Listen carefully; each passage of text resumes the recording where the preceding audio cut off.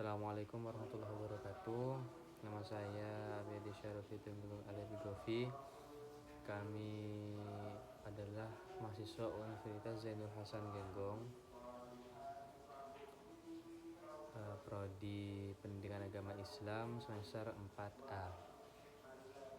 Izin kami mengumpulkan tugas ini untuk tujuan pemenuhan nilai, yakni pada mata kuliah Administrasi dan Manajemen Pendidikan dengan dosen pengampu yakni Ibu Eka Salamah MSI. Yang akan kami bahas di video kali ini adalah yang pertama fungsi-fungsi administrasi pendidikan, dan yang kedua adalah kepemimpinan dalam pendidikan. Baik, lanjut langsung ke materi yang pertama. Ini adalah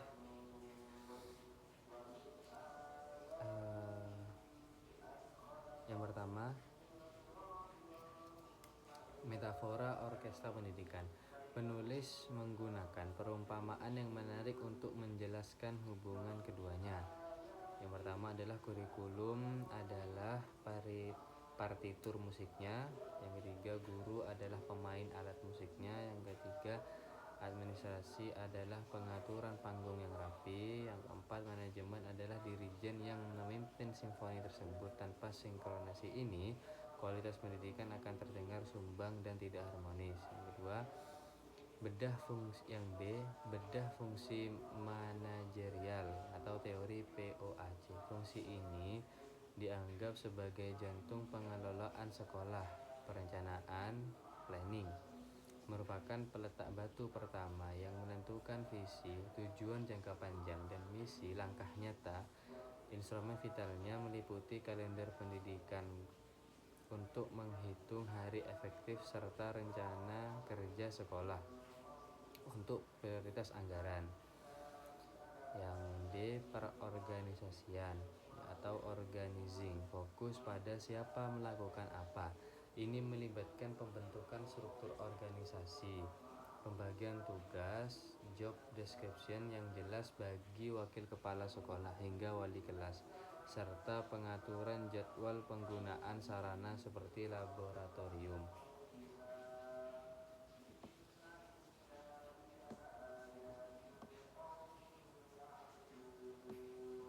Penggerakan actuating, ini adalah misi manusiawi. Manajemen kepala sekolah harus menjadi inspirator dan teladan, memberikan motivasi atau penghargaan kepada guru, serta membangun budaya organisasi seperti budaya literasi atau disiplin 5S, yakni salam, sapa, senyum, sopan, serta santun, agar semua anggota bergerak secara otomatis. Yang selanjutnya adalah pengawasan atau controlling, bukan untuk mencari kesalahan, melainkan bentuk kasih sayang organisasi agar tetap di jalur yang benar. Bentuknya berupa supervisi akademik terhadap proses belajar guru serta evaluasi kinerja akhir semester untuk melihat ketercapaian target. Yang ketiga, 5 bidang garapan utama administrasi. Administrasi bertugas merawat komponen-komponen pendidikan agar roda organisasi terus berputar. Yang ini berbentuk tabel. Yang pertama, bidang garapan. Kurikulum, fokus utamanya adalah pengaturan jam pelajaran dan rincian pekan efektif agar materi tuntas tepat waktu. Yang kedua, kesiswaan. Fokus utamanya adalah mengelola perjalanan siswa dari PPDB, pembinaan disiplin, hingga pelacakan alumni atau slater studi. Selanjutnya adalah PTK, guru dan staf. Fokus utamanya adalah mengelola aset manusia melalui rekrutmen yang tepat, pengembangan profesi atau sertifikasi, dan kesejahteraan. Selanjutnya adalah sarana prasarana. Fokus utamanya adalah investasi aset, pemberian kode label, dan pemeliharaan rutin fasilitas agar berumur panjang. Yang selanjutnya adalah keuangan. Fokus utamanya adalah penyusunan RAPBS yang partisipatif serta transparansi penggunaan dana seperti dana BOS. Selanjutnya adalah akar masalah pendidikan di Indonesia. Artikel ini juga memberikan kritik kritis mengapa kualitas pendidikan seringkali tidak sebanding dengan anggaran 20% APBN. Gara-gara apa? Yang pertama, kebocoran manajerial. Kegagalan mencapai target karena infesiensi yang dianggap lumrah.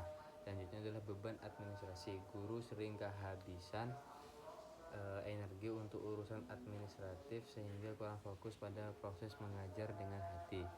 Selanjutnya adalah formalitas semata.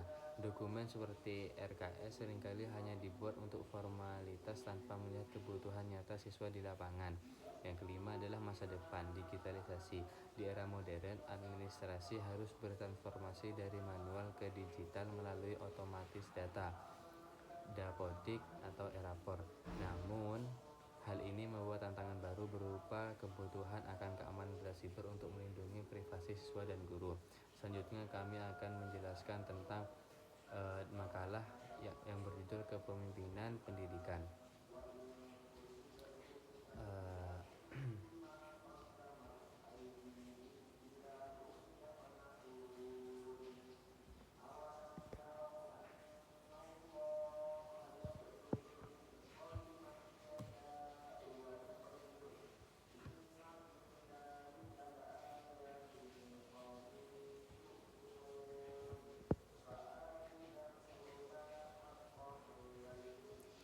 Yang kedua, ini pemakaran tentang kepemimpinan pendidikan.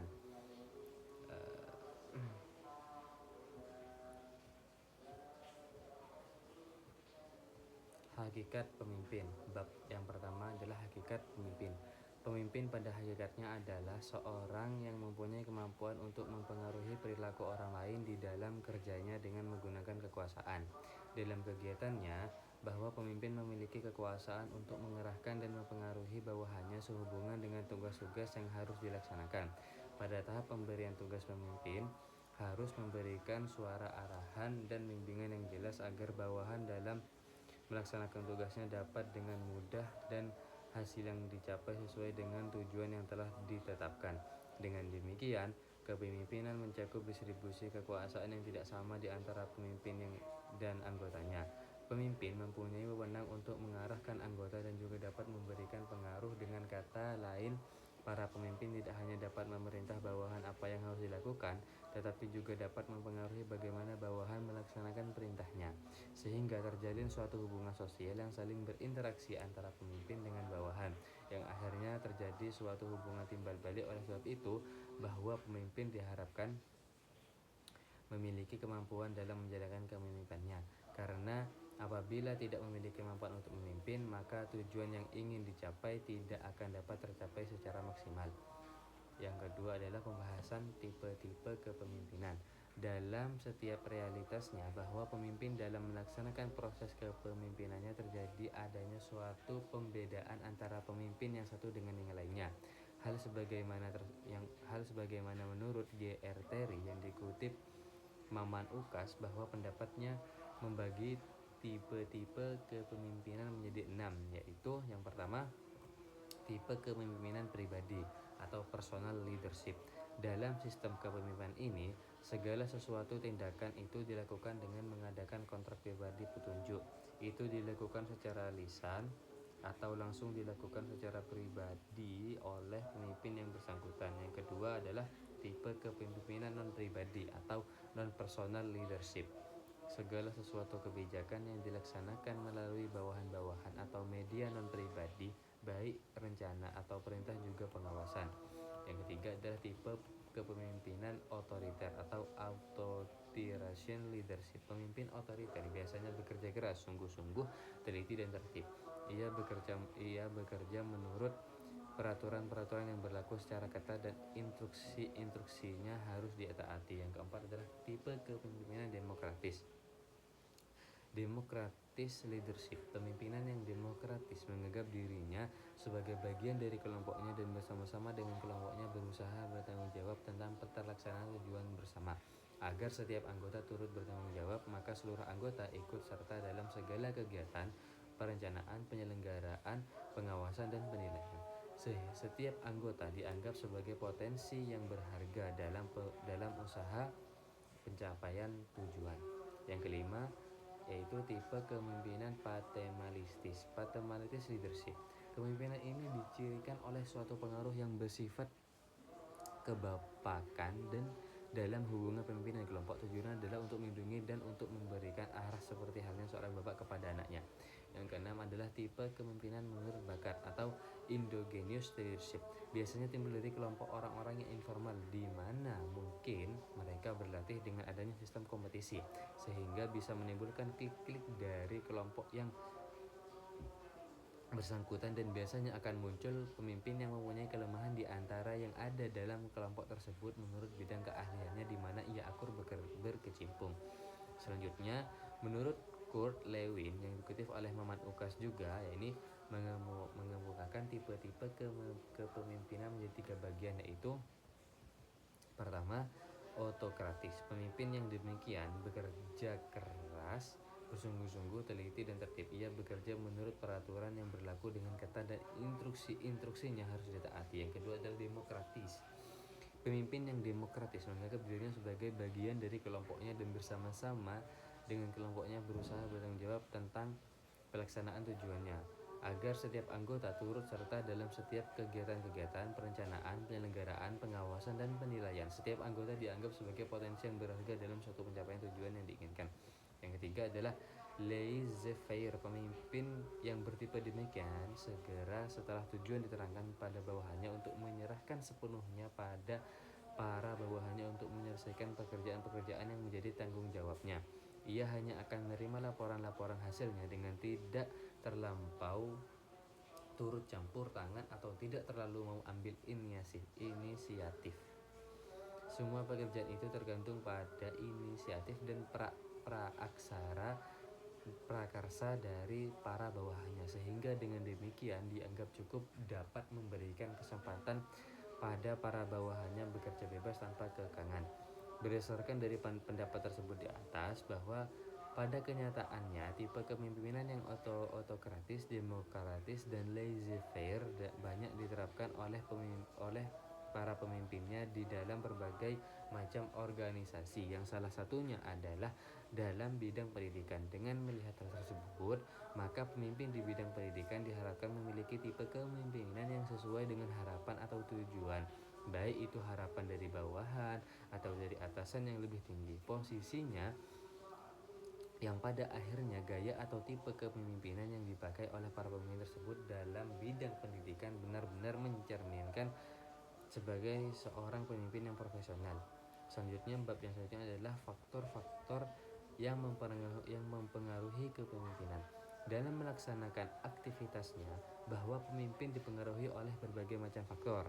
Faktor-faktor tersebut sebagaimana dikemukakan oleh H. Joseph Reitz tahun 1981 yang dikutip Nanang Fattah sebagai berikut. Yang pertama, personality atau kepribadian, pengalaman masa lalu dan harapan pemimpin. Hal ini mencakup nilai-nilai terbelakang dan pengalamannya akan mempengaruhi pilihan akan gaya kepemimpinan. Yang kedua, harapan dan perilaku atasan. Yang ketiga, karakteristik, harapan dan perilaku bawahan mempengaruhi terhadap apa gaya kepemimpinan. Yang keempat, kebutuhan tugas. Setiap tugas bawahan juga akan mempengaruhi gaya pemimpin. Yang kelima, iklim dan kebijakan organisasi mempengaruhi harapan dan perilaku bawahan. Yang keenam, harapan dan perilaku rekan. Berdasarkan faktor-faktor tersebut, maka jelaslah bahwa kesuksesan pemimpin dalam aktivitasnya dipengaruhi oleh faktor-faktor yang dapat menunjang untuk berhasilnya suatu kepemimpinan. Oleh sebab itu, suatu tujuan akan tercapai apabila terjadinya keharmonisan dalam hubungan atau interaksi yang baik antara atasan dengan bawahan.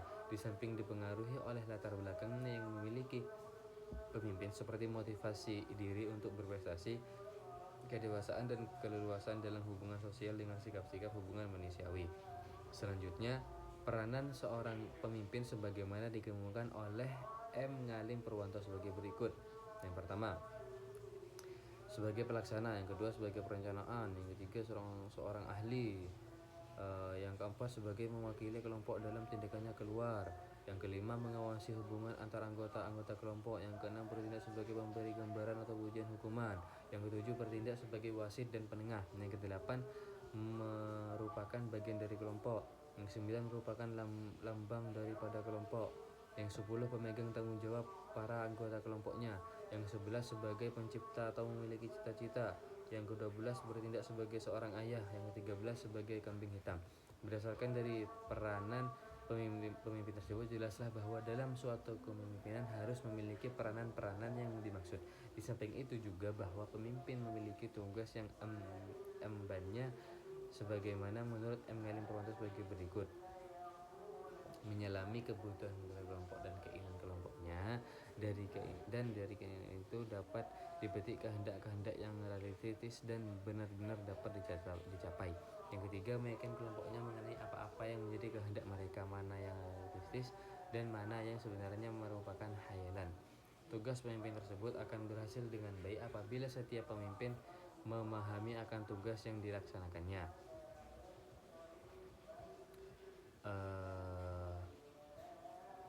Oleh sebab itu, kepemimpinan akan tampak dalam proses di mana seorang mengarahkan, membimbing, mempengaruhi dan atau menguasai pikiran-pikiran, perasaan-perasaan atau tingkah laku orang lain.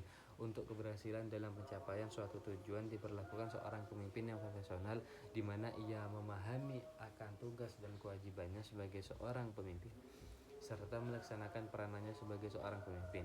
Di samping itu, pemimpin harus menjalin hubungan kerjasama yang baik dengan bawahan sehingga terciptanya suasana kerja yang membuat bawahan merasa aman, tentram, dan memiliki suatu kebebasan dalam mengembangkan gagasannya dalam rangka tercapai tujuan bersama yang telah ditetapkan. Kesimpulan dari makalah ini adalah pemimpin pada hakikatnya adalah seorang yang mempunyai kemampuan untuk mempengaruhi perilaku orang lain di dalam kerjanya dengan menggunakan kekuasaan. Terus tipe-tipe kepemimpinannya adalah ada autokratis, demokratis, dan lain-lain. Faktor yang mempengaruhi itu ada banyak, meliputi personality, harapan, karakteristik, kebutuhan tugas, kebijakan organisasi, harapan, perilaku, dan rekan. Yang selanjutnya bahwa faktor-faktor tersebut dapat mempengaruhi kesuksesan pemimpin dalam melaksanakan aktivitasnya. Terus tugas pemimpin dalam kepemimpinannya meliputi menjalani kebutuhan kelompok, dan keinginan itu dapat dipetiknya kehendak-kehendak yang realistis dan yang benar-benar dapat dicapai. Meyakinkan kelompoknya mengenai apa-apa yang menjadi kehendak mereka, mana yang realistis dan mana yang sebenarnya merupakan khayalan. Pemimpin yang profesional adalah pemimpin yang memahami akan tugas dan kewajibannya, serta dapat menjalin hubungan kerjasama yang baik dengan bawahannya sehingga terciptanya suasana kerja yang membuat bawahan merasa aman, tentram, dan memiliki suatu kebebasan dalam mengembangkan gagasannya dalam rangka mencapai tujuan bersama yang telah ditetapkan. Sekian dari kami. Kurang lebihnya mohon maaf. Wassalamualaikum warahmatullahi wabarakatuh.